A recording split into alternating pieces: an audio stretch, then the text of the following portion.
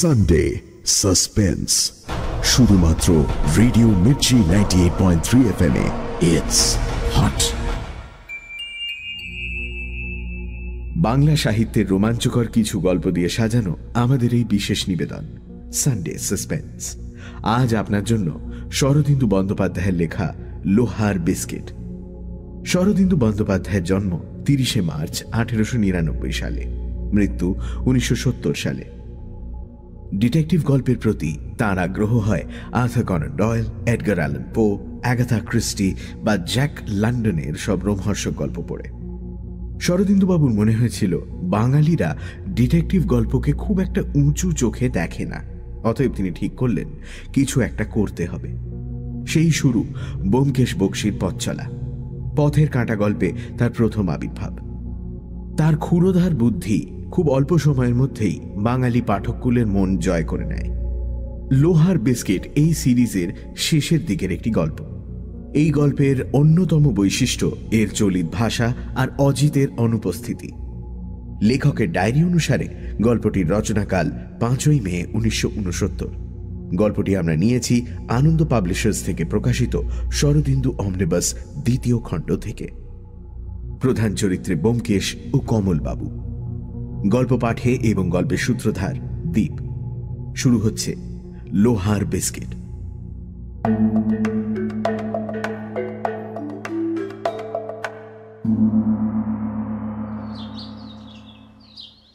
কমলবাবু বললেন, আমি পাড়াতেই থাকি, হিন্দুস্তান পার্কের কিনারায়। আপনাকে অনেকবার দেখেছি, আলাপ করবার ইচ্ছে হয়েছে, কিন্তু সাহস হয়নি। আজ একটা সূত্র পেয়েছি, তাই ভাবলাম এই ছুতোয় আলাপটা করে নি। আমার জীবনে একটা ছোট সমস্যা এসেছে। সমস্যা? ব্যোমকেশ সিগারেটের কৌটোটায় গিয়ে দিয়ে বলল, বলুন বলুন, অনেক দিন ও বস্তুর মুখদর্শন করিনি। গ্রীষ্মের একটি রবিবার সকালে ব্যোমকেশের কেয়াতলার বাড়িতে বসেই কথা হচ্ছিল। কমলবাবুর চেহারাটি নাড়ু গোপালের মতো, কিন্তু মুখের ভাব চটপটে, বুদ্ধি সমৃদ্ধ। তিনি হাসি মুখে একটা সিগারেট ধরালেন, তারপর গল্প আরম্ভ করলেন।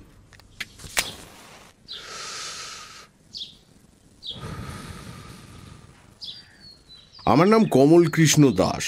কাছেই ভারত কেন্দ্রীয় ব্যাংকের শাখা আছে, আমি সেখানকার ক্যাশিয়ার। বছর দেড়েক আগে পুরুলিয়া থেকে বদলি হয়ে এসেছি। কলকাতায় এসেই মুশকিলে পড়ে গেলাম, কোথাও বাসা খুঁজে পাই না। শেষ পর্যন্ত একটি লোক তার বাড়ির নিচের তলায় একটা ঘর ছেড়ে দিল। স্ত্রী আর মেয়েকে পুরুলিয়ায় রেখে একলা বাসায় উঠলাম। বাড়িওয়ালার নাম অক্ষয় মণ্ডল। বাড়িটি দোতলা, নিচের তলায় 2টি ঘর, ওপরে 2টি। যাতায়াতের রাস্তা আলাদা। অক্ষয় মণ্ডল দোতলায় একলা থাকে, কিন্তু তার কাছে লোকজনের যাতায়াত আছে। মিষ্টভাষী লোক, কিন্তু কি কাজ করে বুঝতে পারলাম না। মাঝে মাঝে আমার ঘরে এসে গল্প সল্প করত, কিন্তু আমাকে কোনোদিন দোতলায় ডাকতো না। পড়শিদের সঙ্গেও যাতায়াত ছিল না। আমাদের ব্যাংকে ওর একটা চালু খাতা ছিল। যা হোক, এইভাবে মাস 3 কাটার পর একদিন একটা ছুটির দিনে আমার অফিসের একজন সহকর্মী বন্ধুর বাড়িতে রাত্রে নেমন্তন্ন ছিল। ফিরতে রাত হয়ে গেল। বাসায় ফিরে দেখি অক্ষয় মণ্ডল দোতলা থেকে নেমে এসে সিঁড়ির দরজায় তালা লাগাচ্ছে। তার পায়ের দুপাশে 2টি সুটকেস। বললাম, কি এত রাত্রে কোথায় চললেন? আমায় দেখে অক্ষয় মণ্ডল কেমন হকচকিয়ে গেল। তারপর সুটকেস দুটো 2 হাতে নিয়ে আমার কাছে এসে দাঁড়ালো। একটু গাঢ় গলা করে বলল, কমলবাবু, আমাকে হঠাৎ বাইরে যেতে হচ্ছে, কবে ফিরবো কিছু ঠিক নেই। দেখলাম তার চোখ দুটো লাল হয়ে রয়েছে। বললাম, সে কি, কোথায় যাচ্ছে? তার মুখে হাসির মতো একটা ভাব ফুটে উঠল। সে বলল, অনেক দূর। আচ্ছা চলি। আমি অবাক হয়ে দাঁড়িয়ে রইলাম। সে কয়েক পা গিয়ে থমকে দাঁড়ালো, তারপর ফিরে এসে বলল, কমলবাবু, আপনি সজ্জন, ব্যাংকে চাকরি করেন, আপনাকে একটা কথা বলে যাই। 7 দিনের মধ্যে আমি যদি না ফিরে আসি, আপনি আমার পুরো বাড়িটা দখল করবেন। আপনাদের ব্যাংকে আমার অ্যাকাউন্ট আছে, মাসে মাসে 150 টাকা ভাড়া আমার খাতায় জমা দেবেন। আচ্ছা। এই বলে অক্ষয় মণ্ডল চলে গেল। আমি স্তম্ভিত হয়ে কিছুক্ষণ দাঁড়িয়ে রইলাম। তারপর বিস্ময়ের চটকা ভেঙে খেয়াল হলো অক্ষয় মণ্ডল তার দৌড়ের চাবি আমাকে দিয়ে যায়নি। সে যা হোক, আজ তো বাড়িটা পাওয়া যেতে পারে এই আশায় মন উৎফুল্ল হয়ে উঠল। মনে হলো অক্ষয় মণ্ডল অগস্ত্য যাত্রা করেছে, আর শিগগির ফিরবে না। পরদিন সকালে স্ত্রীকে চিঠি লিখে দিলাম, সংসার গুটিয়ে তৈরি থাকো, বাসা পাওয়ার সম্ভাবনা আছে। আশায় আশায় 2 দিন কেটে গেল। 3 দিনের দিন গন্ধ বেরোতে আরম্ভ করলো, বিকট গন্ধ, মরা পচা গন্ধ। গরমের দিনে মাছ মাংস পচে গিয়ে যেরকম গন্ধ বেরোয় সেই রকম গন্ধ আসছে। সন্দেহ হলো, পুলিশে খবর দিলাম। পুলিশ এসে তালা ভেঙে ওপরে উঠল। আমিও সঙ্গে গেলাম। গিয়ে দেখি বিভৎস কাণ্ড। ঘরের মেঝের ওপর একটা মরা হাত পা ছড়িয়ে পড়ে আছে, তার কপালে একটা ফুটো। সে রাত্রে আমি যখন নেমন্তন্ন খেতে গিয়েছিলাম সেই সময় অক্ষয় মণ্ডল লোকটাকে গুলি করেছে, তারপর দামি জিনিসপত্র, টাকা কড়ি সুটকেসে পুড়ে নিয়ে কেটে পড়েছে। দেখতে দেখতে এক পাল পুলিশ এসে বাড়ি ঘিরে ফেললো। লাশ ময়না তদন্তের জন্য পাঠানো হলো। দারোগা বাবু আমাকে জেরা করলেন। তারপর খানা তল্লাশ আরম্ভ হলো। নিরপেক্ষ সাক্ষী হিসেবে পাড়ার একটি ভদ্রলোক এবং আমি সঙ্গে রইলাম। খানা তল্লাশে কিন্তু বিশেষ কিছু পাওয়া গেল না। কেবল একটা দেরাজের মধ্যে কয়েকটা লোহার পাত দিয়ে তৈরি কৌটোর মতো জিনিস পাওয়া গেল। সিগারেটের প্যাকেটে রূপলি তবকের মধ্যে যেমন সিগারেট মোড়া থাকে, অনেকটা সেই রকম লম্বাটে ধরনের তবক। খুব পাতলা লোহা দিয়ে তৈরি, কিন্তু তার অভ্যন্তর ভাগ শূন্য। দারোগাবাবু সেগুলো নিয়ে চিন্তিতভাবে নাড়াচাড়া করলেন, কিন্তু হালকা লোহার মোড়ক কোন কাজে লাগে বোঝা গেল না। যা হোক, সেদিনকার মতো তদন্ত শেষ হলো, পুলিশ চলে গেল। আমার মনে কিন্তু অস্বস্তি লেগে রইল। দিন 3-4 পর থানায় গেলাম। সেখানে গিয়ে খবর পেলাম মৃত ব্যক্তির পরিচয় জানা গেছে। আঙুলের ছাপ ও অন্যান্য দৈহিক চিহ্ন থেকে প্রকাশ পেয়েছে যে মৃত ব্যক্তির নাম হরিহর সিং। দাগি আসামি ছিল। মাদক দ্রব্য এবং সোনা রূপোর চোরা কারবার করত। অক্ষয় মণ্ডলের সঙ্গে কোন সূত্রে তার যাতায়াত ছিল তা জানা যায়নি। অক্ষয় মণ্ডলের নামে হুলিয়া জারি হয়েছে, কিন্তু সে এখনো ধরা পড়েনি, কর্পূরের মতো উপে গেছে। থানা থেকে ফেরার সময় ভয়ে ভয়ে প্রশ্ন করলাম, পুরো বাড়িটা তাহলে আমি দখল করতে পারি কি? দারোগাবাবু বললেন স্বচ্ছন্দে, আসামি যখন ফেরার হওয়ার আগে আপনাকে তার বাড়ির হেফাজতে রেখে গেছে তখন আপনি থাকবেন বই কি। তবে একটা কথা, যদি আসামি সাড়া শব্দ পান তৎক্ষণাৎ থানায় খবর দেবেন। তারপর প্রায় বছরখানেক আমার ভারী আরামে কেটেছে। স্ত্রী আর মেয়েকে নিয়ে এলাম।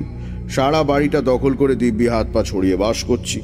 বাড়ির ভাড়া মাসে মাসে অক্ষয় মণ্ডলের খাতায় জমা করে দিই। তার টেবিল, চেয়ার ইত্যাদি ব্যবহার করি বটে, কিন্তু আলমারি, বাক্স, কাবার্ডে হাত দিই না। পুলিশ খানা তল্লাশ করার পর যেমনটি ছিল তেমনই আছে। হঠাৎ 2 মাস আগে এক ফ্যাসাদ উপস্থিত হলো। সকালবেলা নিচের ঘরে বসে খবরের কাগজ পড়ছি, হঠাৎ একজন অপরিচিত লোক এলো। তার সঙ্গে একটি স্ত্রীলোক, ভদ্র শ্রেণীর মধ্যবয়স্ক পুরুষ। স্ত্রীলোকটি সতবা।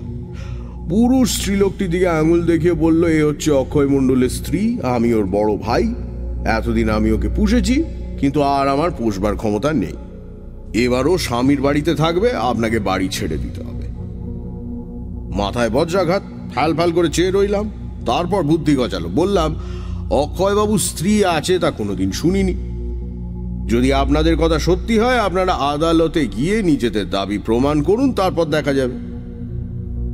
কিছুক্ষণ বকাবকি কথা কাটাকাটির পর তারা চলে গেল। আমার সন্দেহ হলো এরা দাগাবাজ জোচ্চোর, ছলছুতো করে বাড়িটা দখল করে বসতে চায়। আজকাল বাসা বাড়ি যেরকম ভাড়া দাঁড়িয়েছে, ফোকটে বাসা পেলে কে ছাড়ে। থানায় গিয়ে খবরটা দিয়ে এলাম। দারোগা বাবু বললেন, অক্ষয় মণ্ডলের স্ত্রী আছে কিনা তা আমাদের জানা নেই। যাই হোক, আবার যদি আসে ছলছুতো করে থানায় নিয়ে আসবেন, আমরাও বাড়ির ওপর নজর রাখব। আমার পিস্তল আছে, তাছাড়া একটা কুকুর পুষেছি, হিংস্র পাহাড়ি কুকুর, নাম ভুটো। আমার হাতে ছাড়া কারুর হাতে খায় না। আমি ব্যাংকে যাওয়ার সময় তার শেকল খুলে দিই, রাত্রিরে তাকে ছেড়ে দিই, সে বাড়ি পাহারা দেয়। ভুটো ছাড়া থাকতে বাড়িতে চোর ছাঁচর ঢোকার ভয় নেই, ভুটো তাকে চিবিয়ে খেয়ে ফেলবে। তবু এই ঘটনার পরে মনে একটা অস্বস্তি লেগে রইল। অক্ষয় মণ্ডল লোক ভালো নয়, হয়তো নিজে আড়ালে থেকে কোনো কুটিল খেলা খেলছে। দিন 10 পরে একখানা বেনামি চিঠি পেলাম, পাড়া ছেড়ে চলে যাও নইলে বিপদে পড়বে। পাড়া মানেই বাড়ি। থানায় গিয়ে চিঠি দেখালাম। দারোগাবাবু বললেন, চেপে বসে থাকুন, নড়বেন না, আপনার বাসার ওপর পাহারা বাড়িয়ে দিচ্ছি। তারপর থেকে এই 1.5 মাস আর কেউ আসেনি, উড়ো চিঠিও পাঠায়নি। এখন বেশ নিরাপদ বোধ করছি। কিন্তু আর একটি সমস্যার উদয় হয়েছে। এই সমস্যা সমাধানের জন্য আপনার কাছে আসা। দারোগা বাবুর কাছে যেতে পারতাম, কিন্তু তিনি হয়তো এমন উপদেশ দিতেন যা আমার পছন্দ হতো না। ব্যাপারটা এই, ব্যাংক থেকে আমার 1 মাসের ছুটি পাওনা হয়েছে। আমার স্ত্রীর অনেক দিন থেকে তীর্থে যাওয়ার ইচ্ছে, হরিদ্বার, ঋষিকেশ, এই সব আর কি। ব্যাংকের একটি সহকর্মীও আমার সঙ্গেই ছুটি নিয়ে কুন্ডু স্পেশালে বেড়াতে বেরোচ্ছে। আমাকেও তিনি সঙ্গে যাওয়ার জন্য চাপাচাপি করছিলেন। দল বেঁধে গেলে অনেক সুবিধে হয়। আমার স্ত্রীও খুব উৎসাহিত হয়ে উঠেছেন। আমারও উৎসাহ কম নয়, কিন্তু যেতে হলে বাড়িতে তালা বন্ধ করে যেতে হবে। ভুটোকেও মাসখানেকের জন্য একটা কেনেলে ভর্তি করে দিতে হবে। বাড়ি অরক্ষিত থাকবে। মনে করুন, এই ফাঁকে অক্ষয় মণ্ডলের বউ, মানে ওই স্ত্রীলোকটা, যদি তালা ভেঙে বাড়িতে ঢুকে বাড়ি দখল করে বসে, তখন আমি কি করব? অক্ষয় মণ্ডলের মৌখিক অনুমতি ছাড়া আমার তো কোনো হক নেই। তবে আমি দখলে আছি, আমাকে বেদখল করতে হলে ওদের আদালতে যেতে হবে। কিন্তু ওরা যদি দখল নিয়ে বসে, তখন আমি কোথায় যাব? এই আমার সমস্যা। নিতান্তই ঘরোয়া সমস্যা, আপনার নিরীক্ষার উপযুক্ত নয়। তবু রদ দেখা কলা বেচা দুই হবে, এই মতলবে আপনার কাছে এসেছিলাম। এখন বলুন, বাড়িখানি রেখে আমাদের তীর্থযাত্রায় যাওয়া উচিত হবে কি না? ব্যোমকেশ খানিকক্ষণ গালে হাত দিয়ে বসে রইল। শেষে বলল, আপনাদের তীর্থযাত্রায় বাধা দিলে পাপ হবে, আবার বাড়ি বেহাত হয়ে যাওয়াও বাঞ্ছনীয় নয়। আচ্ছা, আপনার জানাশোনার মধ্যে এমন মজবুত লোক কি কেউ নেই যাকে বাড়িতে বসিয়ে তীর্থযাত্রা করতে পারেন? কই সেরকম কাউকে তো দেখছি না। সকলেরই বাসা আছে, এবং যাদের নেই তাদের বসাতে সাহস হয় না। শেষে খাল কেটে কুমির আনবো? তাহলে চলুন আপনার বাসাটা দেখে আসি। ব্যোমকেশ উঠে দাঁড়ালো। কমলবাবু উৎফুল্ল চোখে চাইলেন। যাবেন? কি সৌভাগ্য! চলুন চলুন, বেশি দূর নয়। একটু বসুন। বেশি দূর না হলেও রোদ বেশ কড়া। একটা ছাতা নিয়ে আসি। ব্যোমকেশ ভেতরে গিয়ে ছাতা নিয়ে এলো।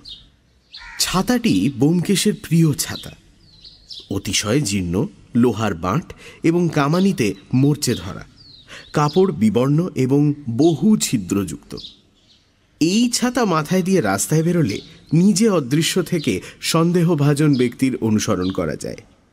ফুটো দিয়ে বাইরের লোককে দেখা যায়, কিন্তু বাইরের লোক ছাতাধারীর মুখ দেখতে পায় না।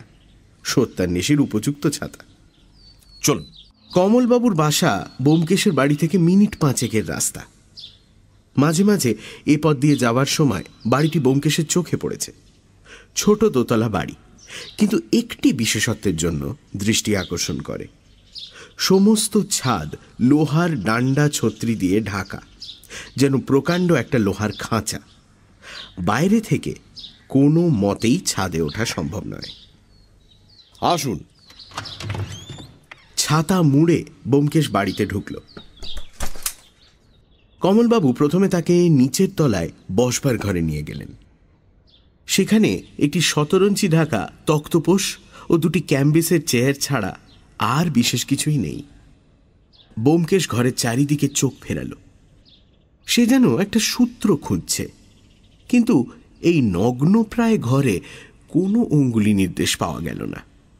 সে বলল, নিচের তলায় আর একটা ঘর আছে না? আছে। ঘরটা অক্ষয় মণ্ডলের আমলে ব্যবহৃত হতো না। আমি ওটাকে রান্নাঘর করেছি। দেখবেন? দরকার নেই। আপনার স্ত্রী বোধহয় এখন রান্নাবান্না করছেন। চলুন ওপর তলাটা দেখা যাক। চলুন।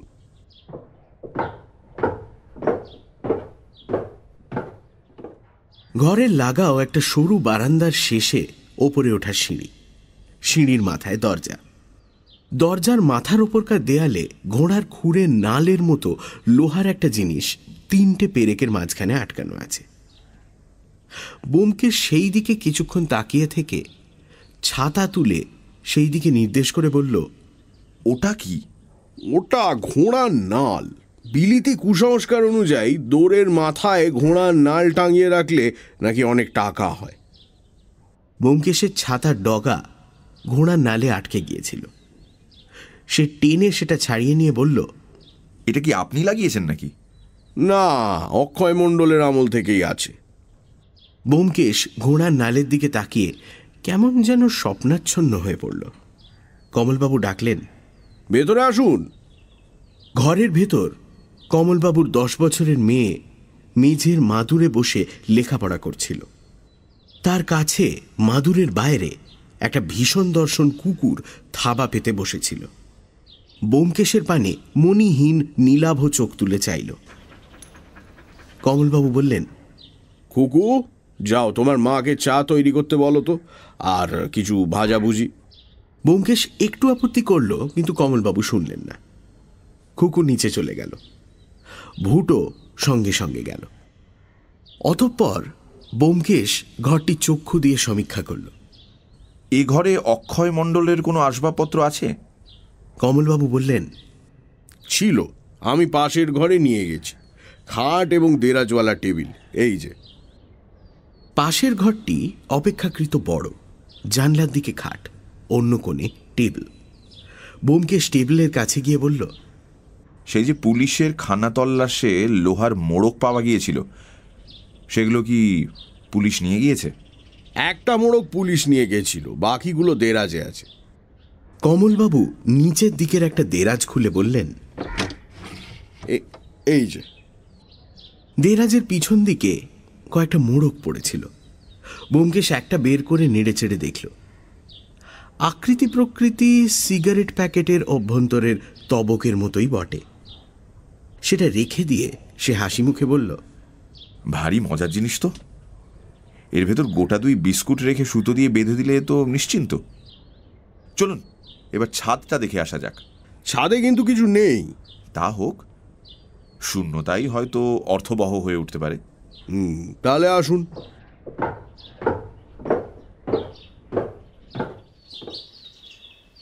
ছাদে সত্যিই কিছু নেই। লোহার ঘেরাটোপ ঢাকা ছাদটা বাঘের শূন্য খাঁচার মতো দাঁড়িয়ে আছে। এক কোণে উঁচু পাদপীঠের উপর লাল রঙের লোহার চৌবাচ্চা। এই চৌবাচ্চা থেকে বাড়িতে কলের জল সরবরাহ হয়। ব্যোমকেশ ছাদের চারিদিকে ঘুরে বলল, ছাদটা আপনারা ব্যবহার করেননি? বেশি গরম পড়লে ছাদে এসে শুই, বেশ নিরাপদ জায়গা। চোর ঢুকবে সে উপায় নেই। চলুন, আমার দেখা শেষ। নিচে নেমে এলে পর খুকু এসে বলল, বাবা, বসবার ঘরে চা দিয়েছি। নিচের তলার ঘরে পাঁপড় ভাজা ও গরম বেগুনি সহযোগে চা পান করতে করতে ব্যোমকেশ বলল, থানার যে দারোগা বাবুর কাছে আপনার যাওয়া আসা, তার নাম কি? তার নাম রাখাল সরকার। ব্যোমকেশ মুচকি হাসল। চা শেষ করে সে ছাতা নিয়ে উঠে পড়ল। আচ্ছা, আজ তাহলে উঠি। কিন্তু আমাদের তীর্থযাত্রার কি হবে? যাওয়া উচিত হবে কি না কিছুই তো বললেন না। নিশ্চয়ই তীর্থযাত্রা করবেন। তা আপনার ছুটি কবে থেকে? সামনের শনিবার থেকে। তাহলে আর দেরি করবেন না, টিকিট কিনে ফেলুন। কোনো ভয় নেই, আপনার বাসা বেদখল হবে না, আমি জামিন রইলাম। আচ্ছা চলি। হ্যাঁ, তাই নাকি? আরে ধন্যবাদ ব্যোমকেশ বাবু। চলুন আপনাকে বাড়ি পৌঁছে দিয়ে আসি। তার দরকার নেই, আমি এখন থানায় যাব। রাখালের সঙ্গে ষড়যন্ত্র করতে হবে।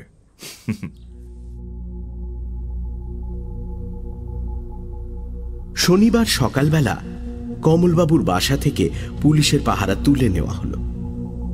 কমলবাবু ভুটোকে একটা ক্যানেলে রেখে এলেন।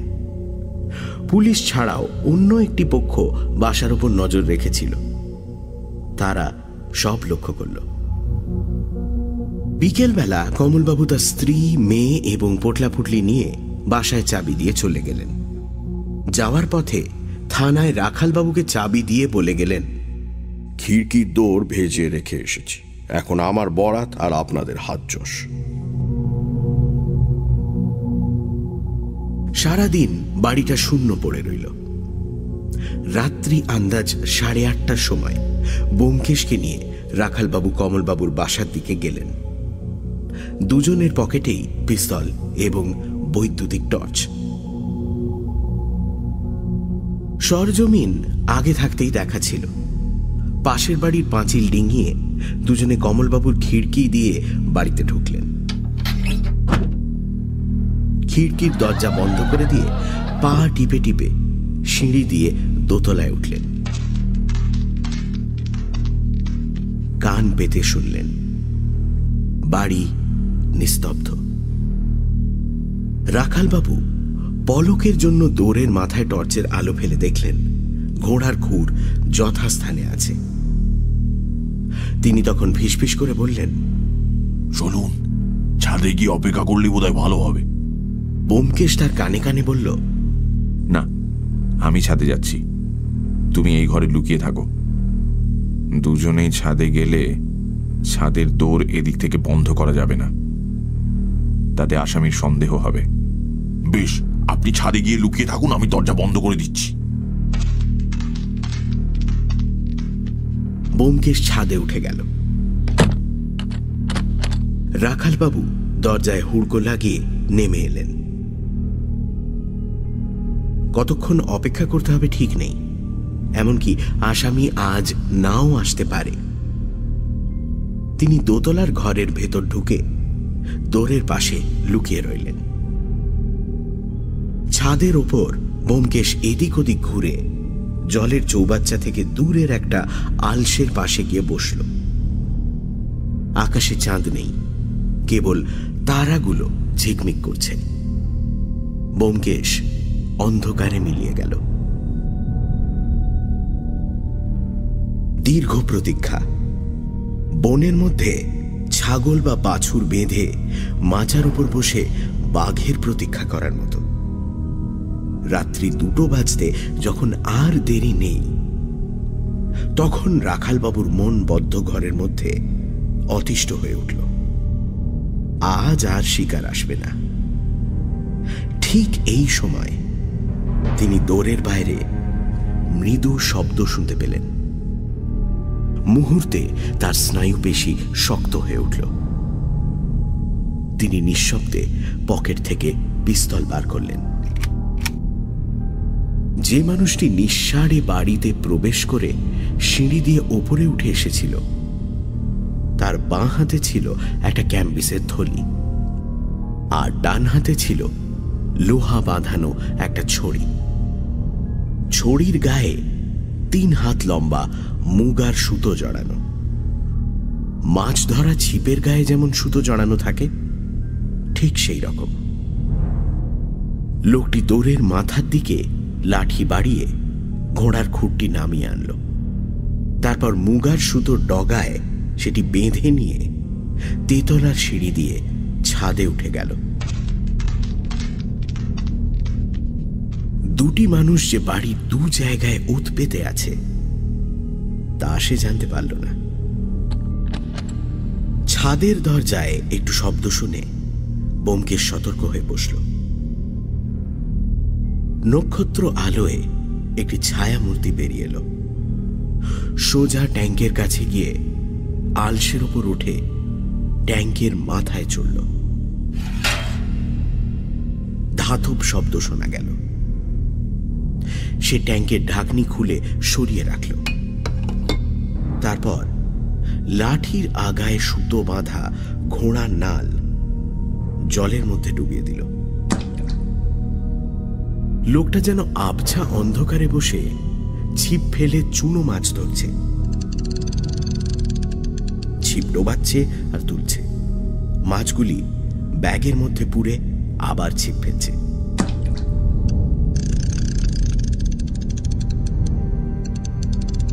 কুড়ি মিনিট পরে লোকটি মাছ ধরা শেষ করে ট্যাঙ্ক থেকে নামল।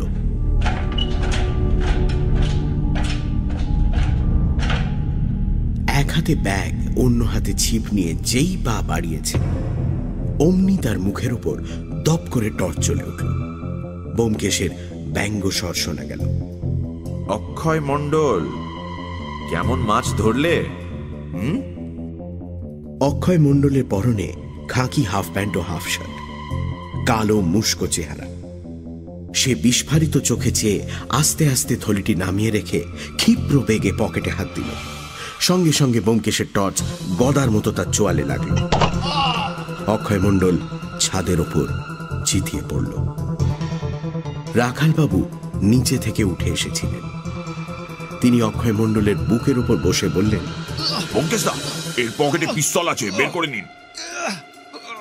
ব্যোমকেশ অক্ষয় মণ্ডলের পকেট থেকে পিস্তল বার করে নিজের পকেটে রাখল। রাখালবাবু আসামির হাতে হাত কড়া পরিয়ে বললেন, অক্ষয় মণ্ডল, হরিহর সিংকে খুন করার অপরাধে তোমাকে গ্রেপ্তার করলাম। ব্যোমকেশ অক্ষয় মণ্ডলের থলি থেকে কয়েকটা ভিজে লোহার প্যাকেট বার করে তার উপর টর্চের আলো ফেলল। বাহ, এই যে যা ভেবেছিলাম তাই, লোহার মোড়কের মধ্যে চকচকে বিদেশি সোনার বিস্কুট।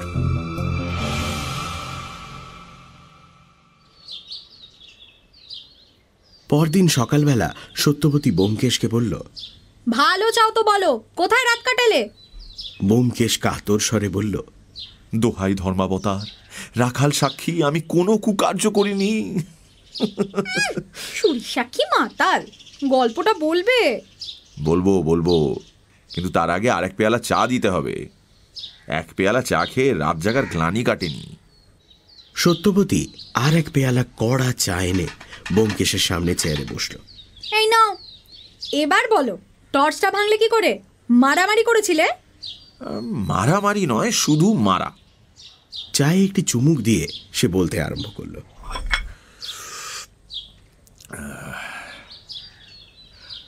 এই অক্ষয় মণ্ডল সোনার চোরা কারবার করে অনেক টাকা করেছিল।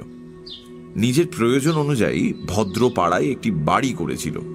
বাড়ির ছাদ লোহার ডান্ডা ছত্রি দিয়ে এমন ভাবে মুড়ে রেখেছিল যে ওদিক দিয়ে বাড়িতে চোর ঢোকার উপায় ছিল না।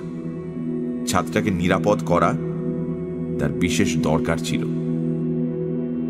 অক্ষয় মণ্ডলের পেশা ভারতবর্ষের বাইরে থেকে যেসব চোরাই সোনা আসে তাই সংগ্রহ করা এবং সুযোগ মতো বাজারে ছাড়া। সে বাড়িতেই সোনা রাখত, কিন্তু লোহার সিন্ধুকে নয়। সোনা লুকিয়ে রাখার এক বিচিত্র কৌশল সে বার করেছিল। অক্ষয় মণ্ডল বাড়িতে একলা থাকত। তার স্ত্রী আছে কিনা তা এখনো জানা যায়নি। সে পাড়ার লোকের সঙ্গে বেশি মেলামেশা করত না, কিন্তু পাছে পড়শিরা কিছু সন্দেহ করে তাই কমল দাস নামে একটি ভদ্রলোককে নিচের তলায় একটি ঘর ভাড়া দিয়েছিল। বাজারে সোনা ছাড়বার জন্য সে কয়েকজন লোক রেখেছিল। তাদের মধ্যে একজনের নাম হরিহর সিং। হরিহর সিং বোধহয় অক্ষয় মণ্ডলকে ফাঁকি দিচ্ছিল। একদিন দুজনের ঝগড়া হলো। রাগের মাথায় অক্ষয় মণ্ডল হরিহর সিংকে খুন করল। তারপর মাথা ঠান্ডা হলে তার ভাবনা হলো মরাটা নিয়ে সে কি করবে। একলা মানুষ, ভদ্রপাড়া থেকে মরা পাচার করা সহজ নয়। সে স্থির করল মরা থাক, বাড়িতে যা সোনা আছে তাই নিয়ে সে নিজে ডুব মারবে। কিন্তু সব সোনা সে নিয়ে যেতে পারল না। সোনার ধাতুটা বিলক্ষণ ভারী, লোহার চেয়েও ভারী। তোমরা স্ত্রী জাতি সারা গায়ে সোনার গয়না বয়ে বেড়াও, কিন্তু সোনার ভার কত বুঝতে পারো না। 10 হাত কাপড়ে কাছা নেই। আচ্ছা আচ্ছা, তারপর বলো। তাই এই অক্ষয় মণ্ডল ডুব মারবার কয়েকদিন পরে লাশ বেরুলো। পুলিশ এলো, কিন্তু খুনের কিনারা হলো না। অক্ষয় মণ্ডল খুন করেছে তাতে সন্দেহ নেই, কিন্তু সে নিরুদ্দেশ। কমলবাবু সারা বাড়িটা দখল করে বসলেন। অক্ষয় মণ্ডল নিশ্চয়ই কলকাতাতেই কোথাও লুকিয়েছিল। কয়েক মাস একটু চুপচাপ রইল, কিন্তু বাড়িতে যে সোনা লুকোনো আছে, যেগুলো সে সরাতে পারেনি, সেগুলো উদ্ধার করতে হবে। কাজটি সহজ নয়। কমলবাবুর স্ত্রী এবং মেয়ে সর্বদা বাড়িতে থাকে। তাছাড়া একটি ভয়ঙ্কর হিংস্র কুকুরও আছে। অক্ষয় মণ্ডল ভেবে চিনতে একটা ফন্দি বার করল। একটি স্ত্রী লোককে বউ সাজিয়ে এবং একটা পেটোয়া লোককে তার ভাই সাজিয়ে অক্ষয় মণ্ডল কমলবাবুর কাছে পাঠালো। বউকে বাড়ি ছেড়ে দিতে হবে। অক্ষয় মণ্ডল ফেরারি খুনি হতে পারে, কিন্তু তার বউ তো কোনো অপরাধ করেনি। কমলবাবু কিন্তু শুনলেন না, তাদের হাঁকিয়ে দিলেন।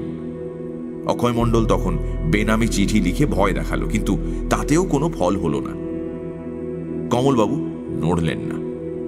অক্ষয় মণ্ডল তখন অন্য রাস্তা ধরল। আমার বিশ্বাস ব্যাংকের যে সহকর্মীটি কমলবাবুকে তীর্থে যাবার জন্য ভজাচ্ছিলেন তার সঙ্গে অক্ষয় মণ্ডলের যোগাযোগ আছে। 2-4 দিনের জন্য যদি কমলবাবুকে সপরিবারে বাড়ি থেকে দূর করা যায় তাহলেই অক্ষয় মণ্ডলের কার্যসিদ্ধি। কাজটা সে বেশ গুছিয়ে এনেছিল, কিন্তু একটা কারণে কমলবাবুর মনে খটকা লাগলো। এই বাড়ি যদি বেদখল হয়ে যায়, তখন তিনি আমার কাছে পরামর্শ নিতে এলেন। তার গল্প শুনে আমার সন্দেহ হলো বাড়িটার উপর। আমি বাড়ি দেখতে গেলাম। দেখাই যাক না। সেখানে গিয়ে অনেক ইশারা ইঙ্গিত পাওয়া যায়। গেলাম বাড়িতে। কড়া রোদ ছিল, তাই ছাতা নিয়ে গিয়েছিলাম। দোতলায় উঠে দেখলাম দরজার মাথায় ঘোড়ার নাল 3টে পেরেকের মাঝখানে আলগাভাবে আটকানো রয়েছে। ঘোড়ার নালটা এক নজর দেখলে ঘোড়ার নাল বলেই মনে হয় বটে, কিন্তু ঠিক যেন ঘোড়ার নাল নয়। আমি ছাতাটা সেদিকে বাড়িয়ে দিলাম, অমনি ছাতাটা আপনা থেকে গিয়ে ঘোড়ার নালে জুড়ে গেল। বুঝলাম ঠিকই সন্দেহ করেছিলাম। ঘোড়ার নাল নয়, একটি বেশ শক্তিমান চুম্বক ছাতার লোহার বাঁট পেয়ে টেনে নিয়েছে। প্রশ্ন করে জানলাম চুম্বকটা অক্ষয় মণ্ডলের। মাথার মধ্যে চিন্তা ঘুরপাক করতে লাগলো, কেন অক্ষয় মণ্ডল চুম্বক নিয়ে কি করে? দরজার মাথায় টাঙিয়েই বা রেখেছে কেন, যাতে মনে হয় ওটা ঘোড়ার নাল? মনে পড়ে গেল পুলিশের খানা তল্লাশে দেরাজের মধ্যে কয়েকটি লোহার মোড়ক পাওয়া গিয়েছিল। রহস্যটা ক্রমশ পরিষ্কার হতে লাগলো। তারপর যখন ঘেরাটোপ লাগানো ছাদে গিয়ে জলের ট্যাঙ্ক দেখলাম, তখন আর কিছুই বুঝতে বাকি রইল না। চুম্বক যত জোরালোই হোক, সোনাকে টানবার ক্ষমতা তার নেই। তাই সে সোনার বিস্কুট লোহার প্যাকেটে মুড়ে ট্যাঙ্কের জলে ফেলে দেয়। তারপর যেমন যেমন দরকার হয় ট্যাঙ্কের চুম্বকের ছিপ ফেলে জল থেকে তুলে আনে। হরিহর সিংকে খুন করে পালাবার সময় সে সমস্ত সোনা নিয়ে যেতে পারেনি। এখন বাকি সোনা উদ্ধার করতে চায়। পালাবার সময় সে ভাবেনি যে ব্যাপারটা পরে এত জটিল হয়ে উঠবে। যাই হোক, সোনার সন্ধান পেলাম। সমুদ্রের তলায় শুক্তির মধ্যে যেমন মুক্ত থাকে, ট্যাঙ্কের তলায় তেমনি লোহার পাতে মোড়া সোনা আছে। কিন্তু কেবল সোনা উদ্ধার করলেই তো চলবে না, খুনি আসামিকে ধরতে হবে। আমি কমলবাবুকে বললাম, আপনি সপরিবারে তীর্থযাত্রা করুন। তারপর রাখালের সঙ্গে পরামর্শ করে ফাঁদ পাতার ব্যবস্থা করলাম। গতকাল সকালে কমলবাবুরা তীর্থযাত্রা করলেন। বাড়ির ওপর অক্ষয় মণ্ডল নজর রেখেছিল। সে জানতে পারল রাস্তা সাফ। গতকাল সন্ধ্যের পর রাখাল আর আমি বাড়িতে গিয়ে আড্ডা গাড়লাম। কালই যে অক্ষয় মণ্ডল আসবে এতটা আশা করিনি, তবু পাহারা তো দিতে হবে, বলা তো যায় না। রাত 2টোর সময় শিকার ফাঁদে পা দিল। তারপর আর কি, টর্চের একটি ঘায়ে ধরাশায়ী। সত্যবতী ক্ষীণ কণ্ঠে প্রশ্ন করল, তা কত সোনা পাওয়া গেল? সিগারেট ধরিয়ে ব্যোমকেশ বলল, 57টি লোহার মোড়ক, প্রত্যেকটি মোড়কের মধ্যে 2টি করে সোনার বিস্কুট, আর প্রত্যেকটি বিস্কুটের ওজন 50 গ্রাম। এবার কত দাম হয় তুমি হিসেব করে দেখো। সত্যবতী কেবল একটি নিঃশ্বাস ফেলল।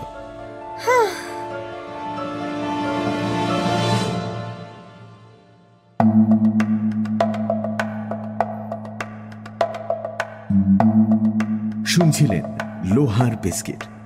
রচনা শরদিন্দু বন্দ্যোপাধ্যায়। গল্প পাঠে গল্পের সূত্রধার এবং কমলবাবুর চরিত্রে দীপ, ব্যোমকেশ বক্সী এবং রাখালবাবুর চরিত্রে মীর, সত্যবতী শ্রী, শব্দগ্রহণ, আবহ সঙ্গীত এবং স্পেশাল এফেক্টসে রিচার্ড, পরিকল্পনা ও পরিচালনায় ইন্দ্রাণী, পর্ব পরিচালনায় রাইট ব্রাদার্সের অনির্বাণ ও অভিষেক। রেডিও মির্চির তরফ থেকে আন্তরিক ধন্যবাদ শ্রী প্রবীর চক্রবর্তীকে আমাদের পাশে থাকার জন্য। আগামী সপ্তাহে ঠিক এই সময় আরও একটি রোমাঞ্চকর গল্প নিয়ে হাজির হবে সানডে সাসপেন্স।